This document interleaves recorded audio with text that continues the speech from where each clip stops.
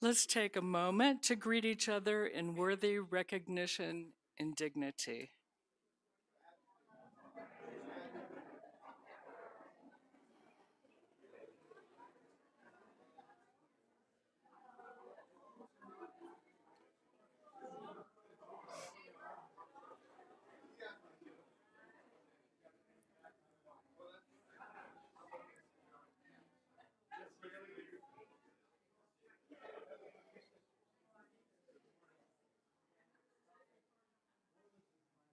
Good morning, and welcome to the Unitarian Universalist Church of Transylvania County. I'm Janice Cannon, your worship associate for today. It's such a pleasure to have all of you here in our special atmosphere of love, compassion, and inclusion. We welcome each of you as your unique selves offer so much to form this congregation. If you're visiting here today, we welcome you and invite you to meet us after the service for our coffee hour. I have a few announcements this morning. First of all, it's an early announcement for Wonderful Wednesday, which will be November 12th. I guess that's not too far away. Dinner at 5:30, the presentation and discussion at 6:30. The Bread of Life staff, volunteers, and partners are on a mission to eliminate hunger in Transylvania County. Sergio Fernandez, the executive director, and Paula Wesley, financial director, will be sharing with us Bread of Life's vision, plans to expand community programs, and how they are working with other organizations to help those in need. Don't miss this opportunity to hear about the future of Bread of Life and participate in a discussion about solving hunger in our community. Be sure to sign up if you planned on attending the dinner before the program. Dinner for Two, our raffle for having dinner anywhere in the world. $20 a ticket, and only 1,000 tickets have been sold. The drawing is on January 7th. Susan.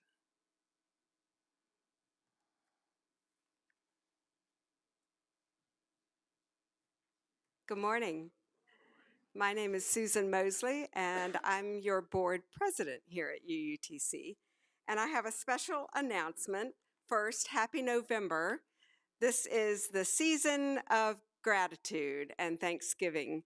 And it's also the time each year when we come together as members and friends of UUTC to express our deep appreciation and gratitude to the staff of this congregation. They keep this place running smoothly all year long. And so in November, we collect your contributions to our holiday staff bonuses. The deadline is December 1st, so you have 1 month. And the most important thing to remember is to identify your contribution for staff bonuses so that you can put it on the memo line of your check, or you can put it like me, I'm the first one, in an envelope, holiday bonuses. And you can drop it in the basket on a Sunday morning. You can put it in that little box for donations. You can turn it in at the front desk during the week. But please identify it, label it as staff bonuses. And this is a way for us to, we are so fortunate with our staff, and for us to be able to say thank you every year. And so I thank you in advance for making the holidays bright for our wonderful staff at UUTC.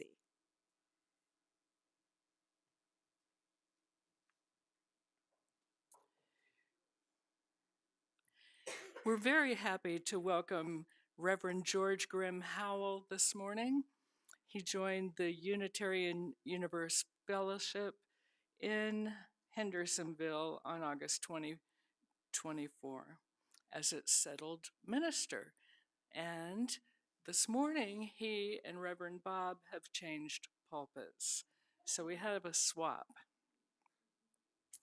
Reverend George graduated from the United Theological Seminary of the Twin Cities in St. Paul, Minnesota in 2022, and previously served the UU Church of Columbia, Missouri, and the UU Fellowship of Jefferson City, Missouri.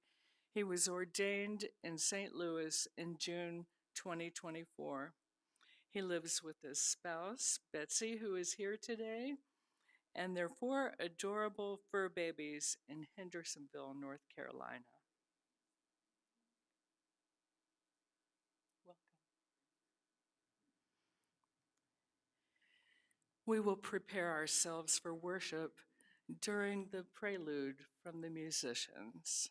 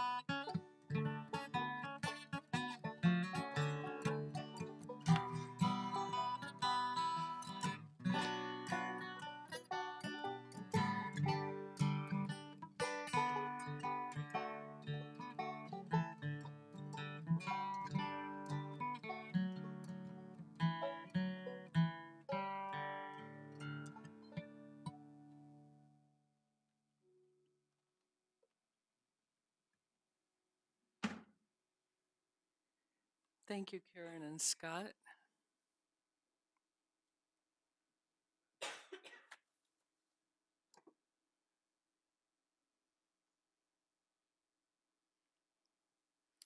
Our cellist lighting this morning is by Betts Wienicke.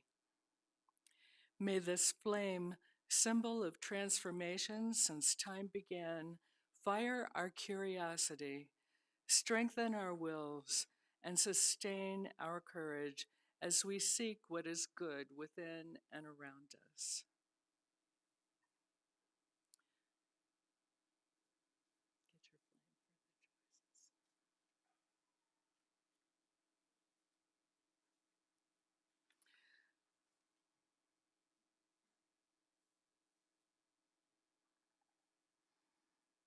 This is our time to lift up our people who express joys and sorrows.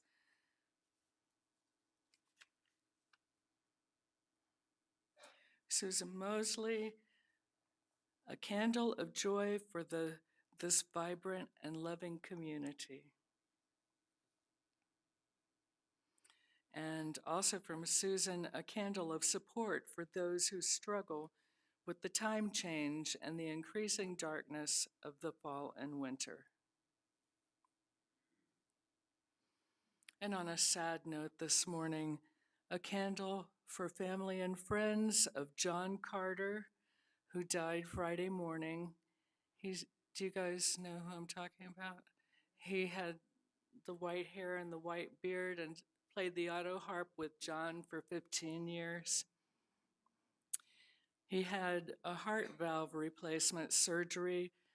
He was a member of the Eclectics and played the auto harp and sang multiple times here.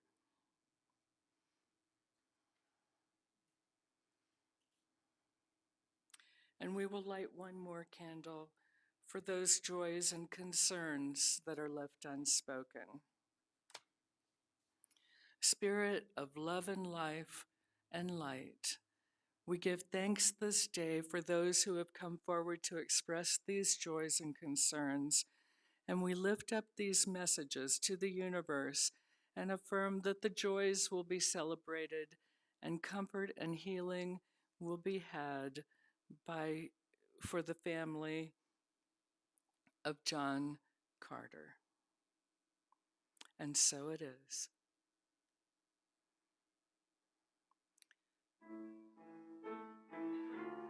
We will remain seated. Spirit of life, come unto me. Come in my heart, all the stories of compassion. Oh, in the wind, rise in the sea. Oh, in my hand, light the shape of justice. Oh, told me cold, set me free.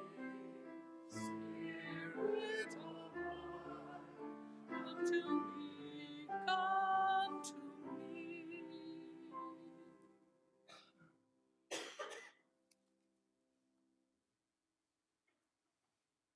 Oh, good morning.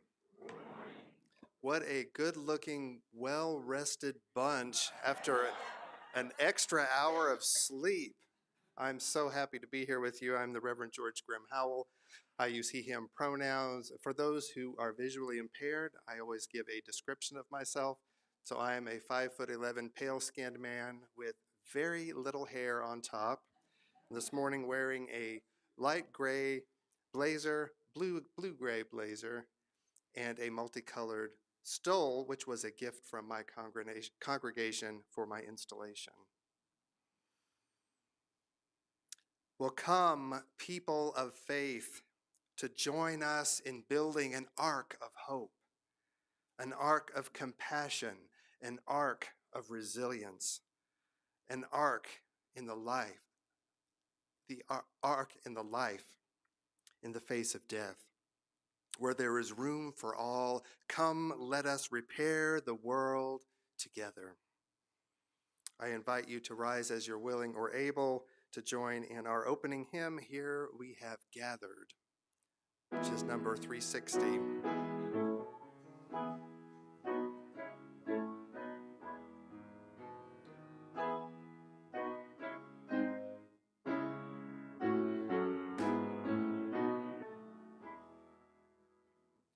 Here we have gathered side by side, circle of kinship, come and step inside.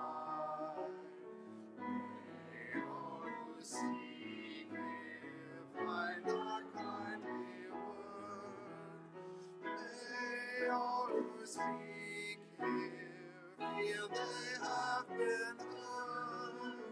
Sing out together this our heart's own song.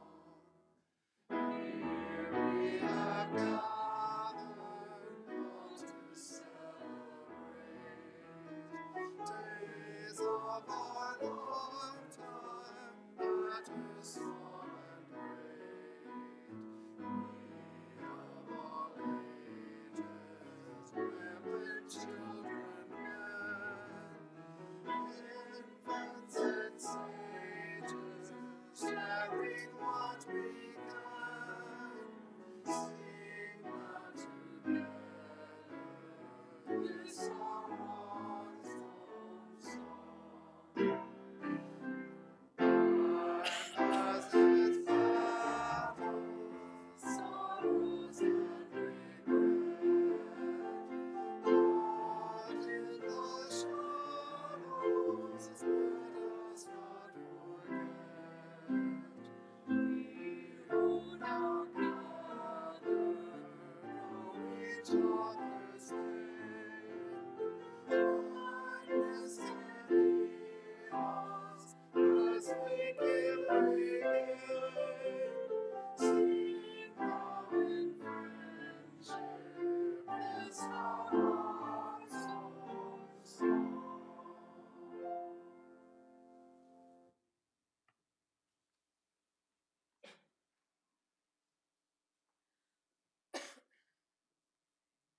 Good morning. My name's Kevin, and this is the Words of Wisdom for All Ages. And today's tale is called The Tale of Stingy Jack. It was written by April Rosario for Soul Matters, and it's written in the style of the Jack Tales from the British Isles and the time of celebrating Samhain, All Hallows Eve. Well, a long time ago in a little village lived Jack, and Jack was a clever man. He was a very clever man, probably too clever for his own good, because he took advantage of people with his cleverness. He would cheat them, play tricks on them, be generally mean, until he had very few friends left in that village, basically none at all.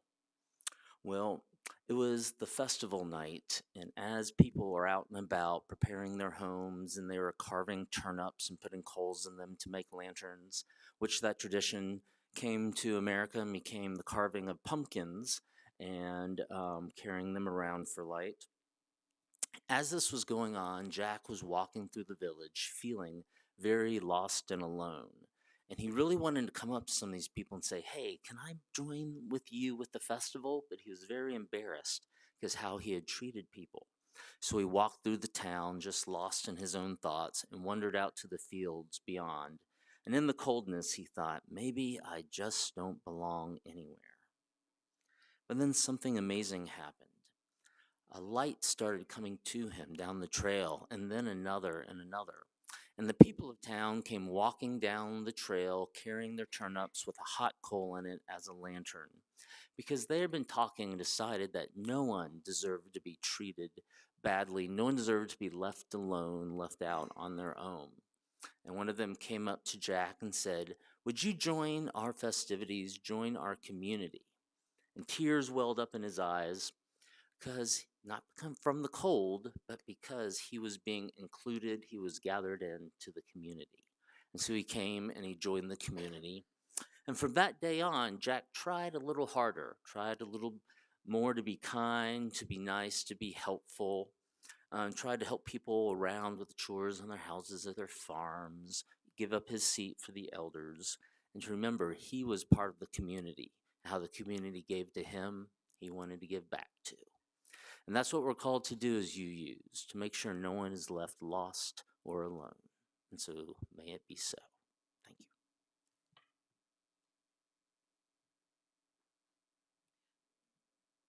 Thank you, Kevin. At this time, we will ask our ushers to come forward to take our offerings. This is the time to give from your hearts to support this congregation and our wider community. Our charitable giving this month goes to Sharing House.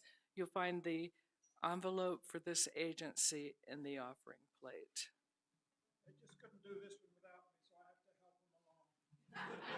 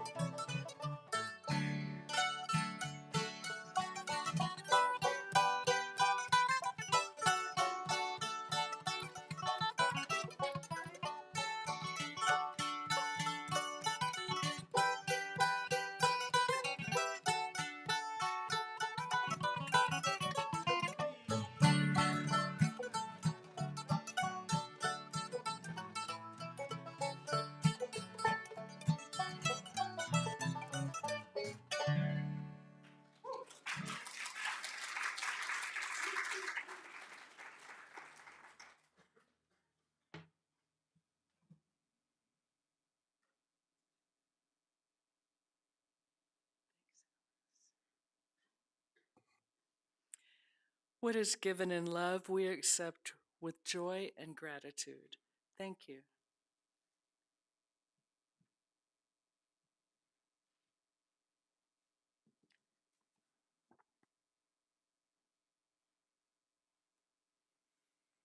Thank you for the beautiful music. I invite you into a time of prayer or mindful attention, and these are the words from Rabbi Scott Klein. God of Noah, Spirit of compassion, you who saw both the storm and the rainbow, be with our communities as they face their own floods. In times of chaos and uncertainty, strengthen our hands to build, our hearts to comfort, and our spirits to endure. Help us to find hope in the work of our hands and in the connections we forge with one another. May we be your partners in the healing of the world, a shelter of peace for all who seek refuge. And may we always remember that even after the deepest devastation, a new world can emerge. I now invite you into a brief moment of silent meditation.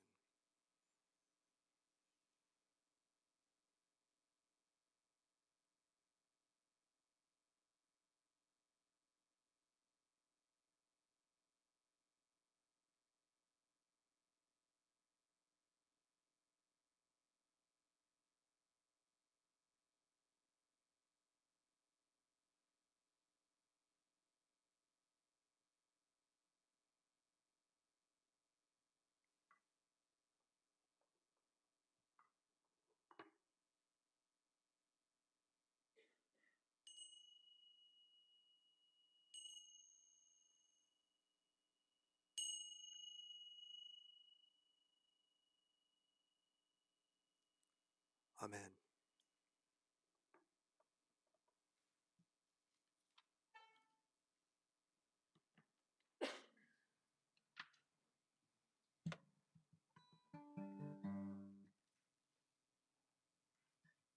I brought two different guitars today because they're in different tunings. And that may make it easier or it may make it more difficult because I have to tune two different guitars instead of one. But I think I only have to do this one string, so.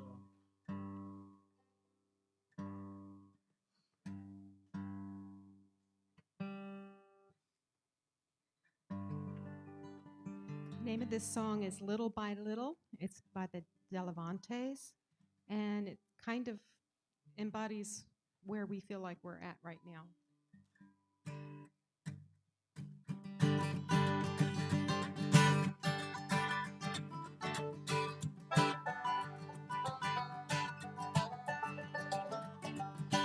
I got there little by little, got all the way there. I got there little by little, got all the way there. Wind in my back, wind in my face. Sometimes you're moving, sometimes you're stuck in one place. I got no map now, the star's my guide. It could be just around the corner, or way down the line, down the line. I got there little by little, got all the way there. I got there little by little, got all the way there. Check the oil now, check the gas. Check the tread, these tires got to last. I hope you don't have far to go. Tell you the truth now, I don't really know. I don't know. I got there little by little, got all the way there. I got there little by little, got all the way there.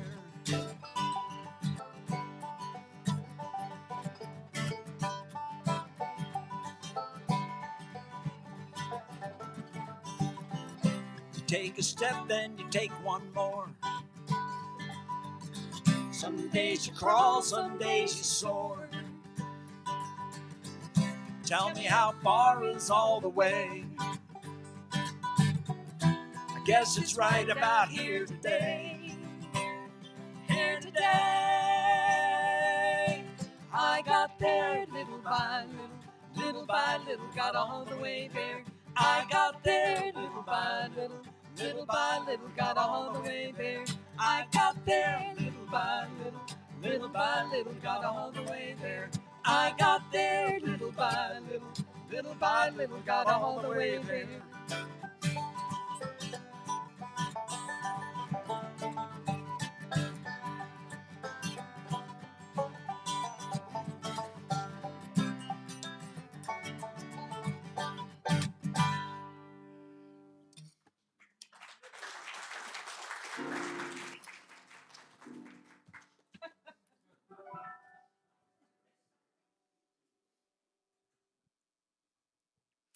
We have two readings this morning.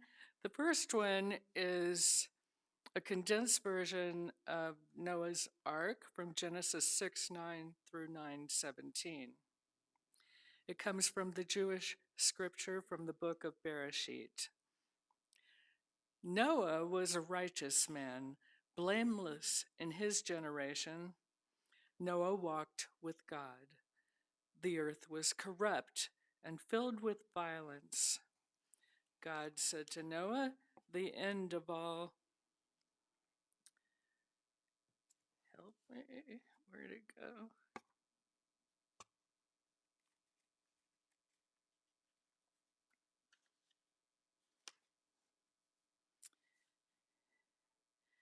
The end of all will happen. Noah did all that God commanded by bringing the two animals from each species and his own family onto the ark. Then the flood came upon the earth 40 days and 40 nights, and the waters covered even the highest mountains. All living things perished. Only Noah and those with him in the ark survived.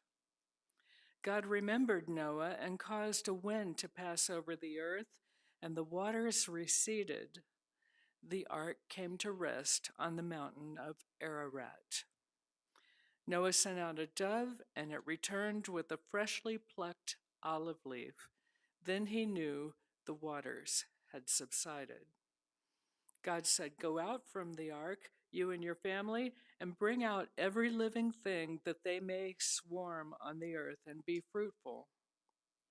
Noah built an altar to the Lord, and the Lord said, "Never again will I destroy all living things. As long as the earth endures, seed time and harvest, cold and heat, summer and winter, day and night shall not cease." Then God said, "I establish my covenant with you and with every living creature. Never again shall a flood destroy all life. I set my rainbow in the clouds as a sign of this everlasting covenant between me and the earth."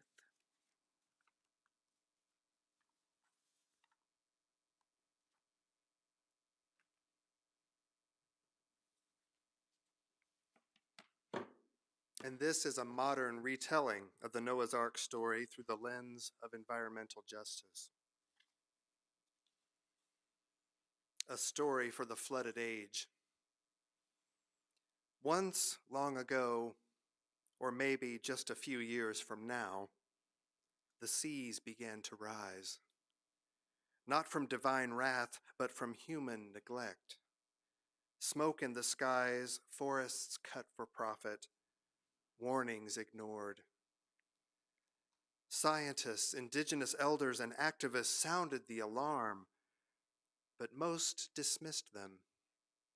The ark builders of this age were not prophets, but billionaires, constructing a gleaming fortress called the Ark Project, powered by sun and wind, filled with the seeds and the last endangered bits of life, but only for some.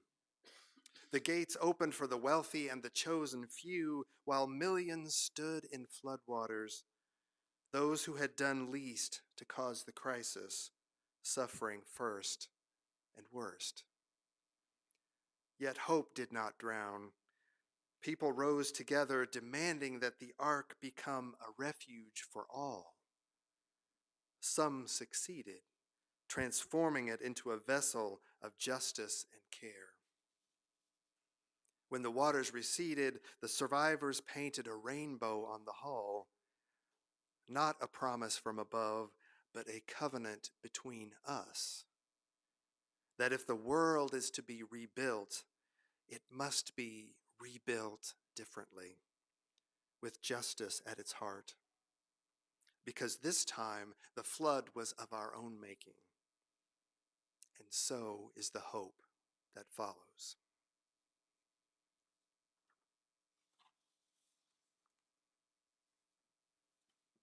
Well, again, it is so good to be with you this morning. I'm very grateful that we have sunshine today so that heavy rains would not cause you all to feel like this was a very poorly timed sermon.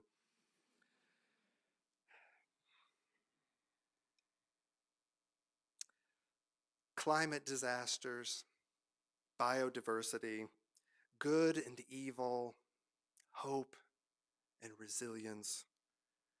All of these themes come together in the ancient story of the ark. And the ark, of course, was built by the Jewish patriarch Noah, or Noah, in response to the great flood. Parshat Noach is the second weekly Torah portion in the annual Jewish cycle of Torah readings. It's read by Jewish congregations during the high holy days that include Rosh Hashanah, Yom Kippur, and Sukkot. So it's fitting in this time of year to reflect on the themes presented by the story of the Great Flood and Noah's Ark, which is said to have preserved life on planet Earth in the face of environmental disaster. It's also shortly after the 1-year anniversary of the Great Flood that occurred here in western North Carolina as a result, as you know, of Hurricane Helene, a little over a century from the last Great Flood in this region. The scientific evidence is pretty clear. Climate change is accelerating the frequency and the scale of disastrous weather events. But floods have always been with us. The Noah's Ark flood story may be well known to Jews and Christians, but scholars can demonstrate convincingly that this ancient Jewish story, itself a blending of two accounts, was inspired by even older Mesopotamian flood narratives. Some claim that the Noah's Ark story is inspired by the ancient epic of Gilgamesh. The parallels include the great boat that was used to escape the flood, landing on a mountain, with the flood hero releasing a series of 3 birds to test whether the floodwaters had receded, and the offering of a burnt sacrifice that attracted and pleasured divine nostrils. Still others claim that the source is even older, that of the Atrahasis epic, including a Babylonian version from the 17th century BC or BCE. Are all of these flood stories about the punishment of human misdeeds? Or are they stories about hope and redemption? I see both strands, both in the ancient tales and in our modern experience of flooding disasters. In the Gilgamesh epic, the hero Utanapishti received warning that the chief Mesopotamian god Enlil was going to destroy the world with flooding because humans had become too numerous and too noisy. And so our hero builds a boat to survive the deluge, and afterwards somehow becomes immortal. Oh, and by the way, people were allowed to survive after all, apparently, but they had to promise to stop breeding like rabbits. I'm not sure that worked out so well. But the ancient Hebrew retelling of the story included elements that fit a little better with the Jewish worldview. In their retelling, humans had not simply become annoying, rather, they are portrayed as having become evil, corrupted, and full of violence. The text says the earth was corrupt in God's sight and was full of violence. The Jewish version changed the ending. Rather than a divine admonition to limit their numbers, please, the Hebrew God exhorted the survivors, both human and animal, to be fruitful and multiply. And I think that worked out very well.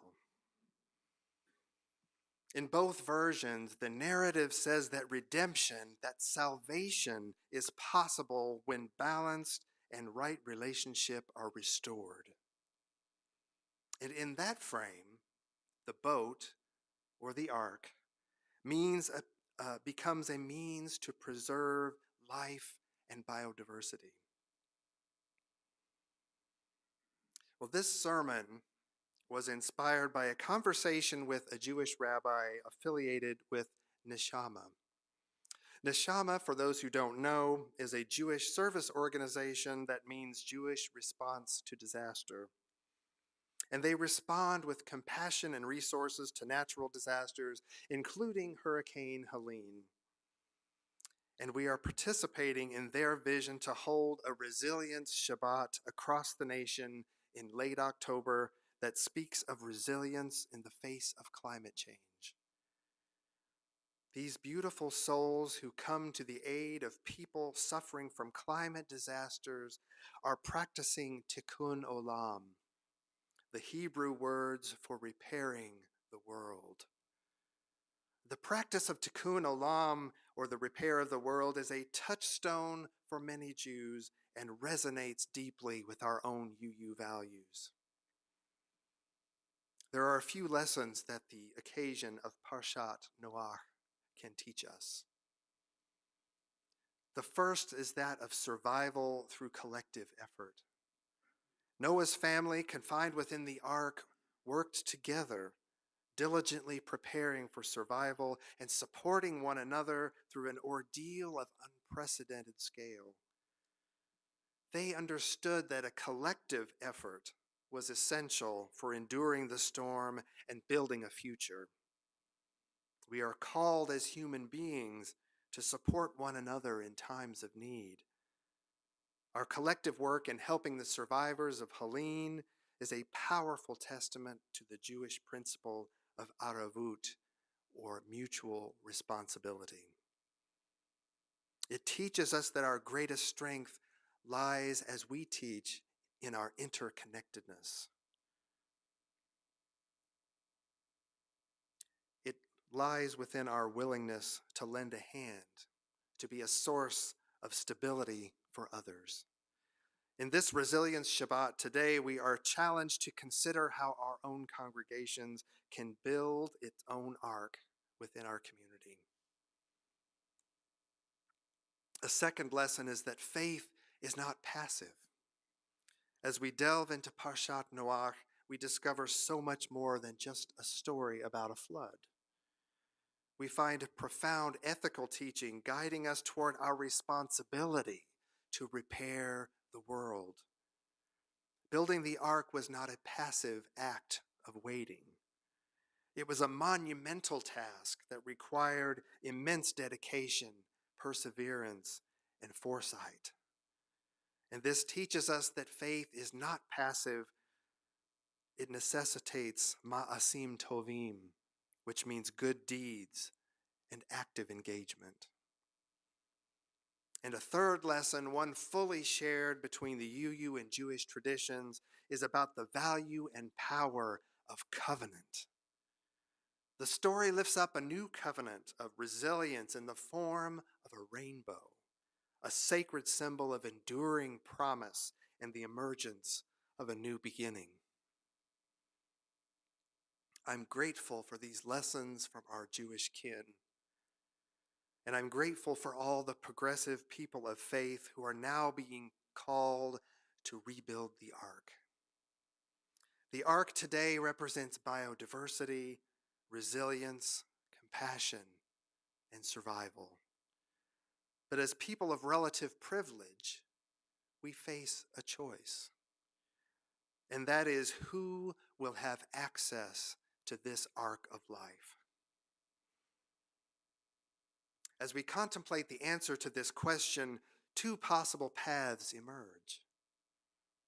The first path offers a narrow, exclusionary version of salvation only for the chosen ones. The dark places that this vision can take us are dramatically portrayed in the science fiction film and the later TV series Snowpiercer. Has anyone seen Snowpiercer? I thought it was fascinating.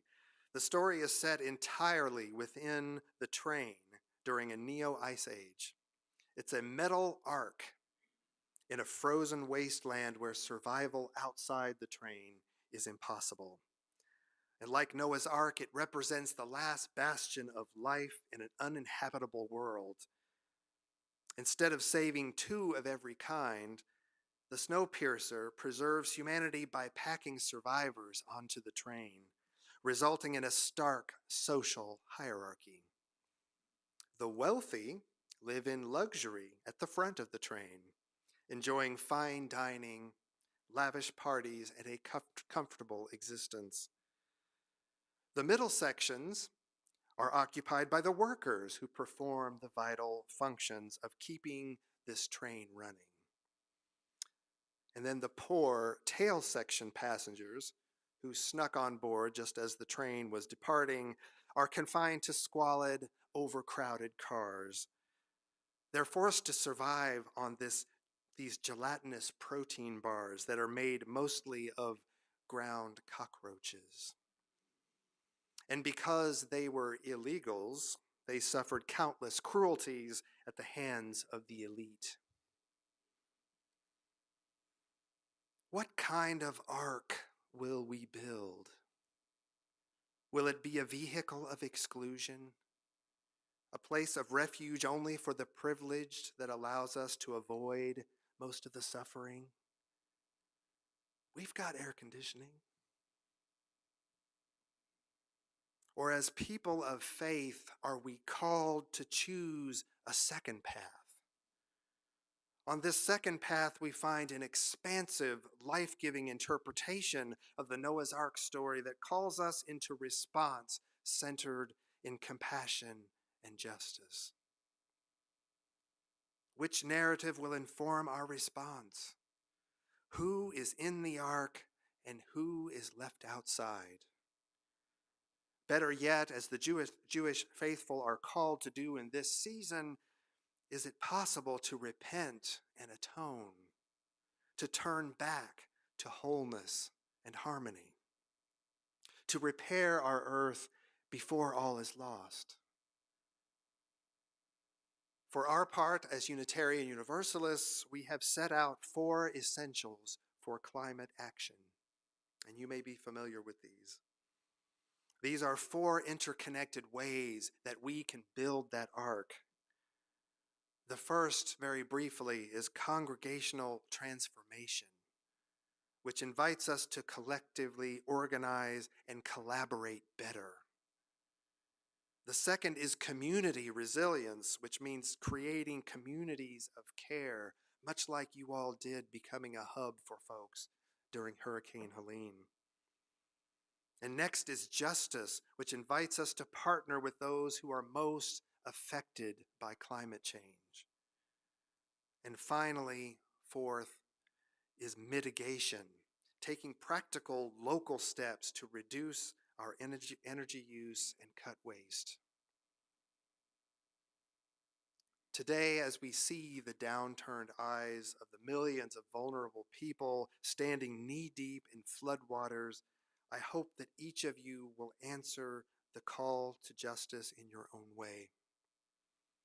Our UU values of justice, generosity, and transformation inspire us to view the ark building process as one that will create capacity and resilience for all who are threatened, particularly those who are on the front lines of climate impact.